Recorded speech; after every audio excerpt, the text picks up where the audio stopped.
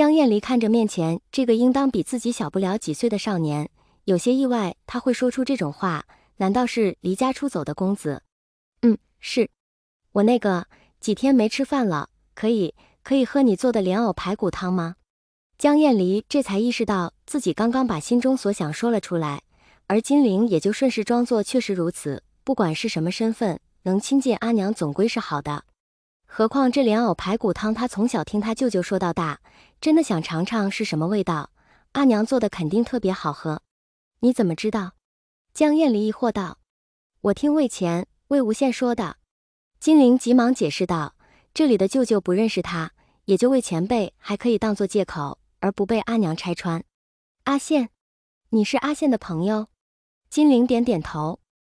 继续胡扯，魏无羡跟我说你做的莲藕排骨汤很好吃。阿羡他确实爱吃。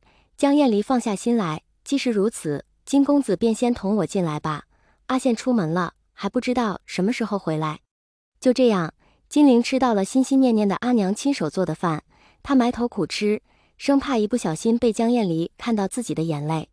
饭后，两人相对无言，江燕离有些尴尬，却又不好丢下客人自己走，只盼着阿成阿羡赶紧回来。最后，还是金陵感受到了阿娘的不自在，先行告辞了。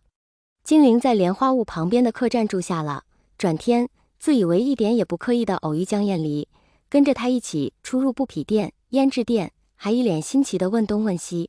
直到金家出事，金夫人将耿直得要出去承担的金自轩一脚踹到了莲花坞。金陵低估了他阿爹别别扭扭的吃醋的能力和刨根问底的能力，在金陵弟不知道多少次被他阿爹不经意间挡在他和阿娘之间后，金陵无奈扶额，留下一句如果，我是说如果你们俩成婚时，记得给我一份请柬，要是有机会的话。深深看了一眼他害羞的不敢看对方的阿爹阿娘，照出岁华去乱葬岗了。金自轩看了看好好待在乾坤袋里的剑，我还以为我的剑被偷了。金家出事，这个时候金夫人将金自轩送到了江家，而江家也留下的金自轩，大概他们两个的婚事也要定下来了吧。魏无羡靠在蓝忘机身上，放在蓝忘机背后的手无意识把玩着他垂在发间的墨额尾端，心中一阵盘算。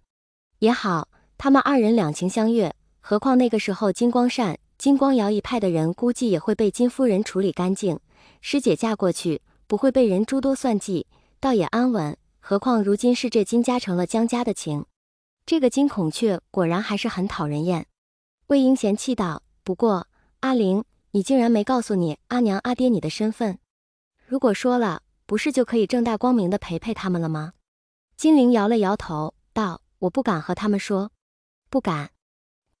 我不知道这里的他们最后会不会走到一起，如果没有，说出来徒增他们的烦恼罢了。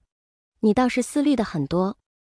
魏婴安慰地拍了拍金陵的肩膀，他与蓝湛又何尝不是这样呢？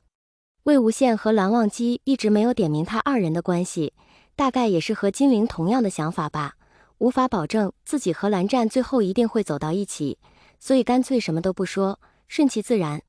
他那日早上同蓝湛一起看到了那两人如此亲密，不难猜出他们到底是什么关系，但蓝湛却是一点表示都没有，哪怕给他点暗示也行啊，他到底有没有那意思呢？是不是没有啊？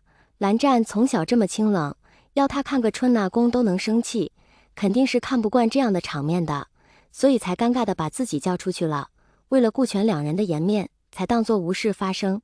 可是他又能从蓝湛的言行中感受到他对自己的那些不同，那些纵容猜来猜去的，好麻烦呐。喜欢一个人可太难了，都怪蓝湛。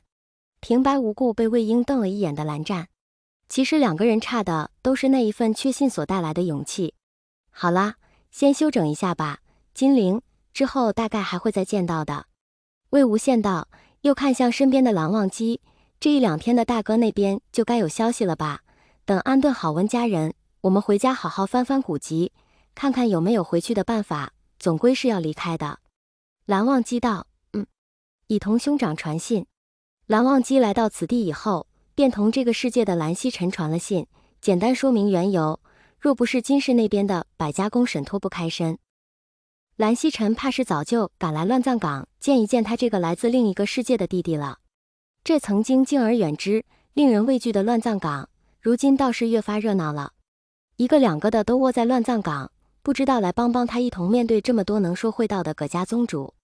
远在兰陵的蓝曦臣默默在心中吐槽，还在听着他们乱哄哄辩论谁家损失更重，理应得到补偿更多的蓝曦臣，面带微笑地抿了口茶，站起身，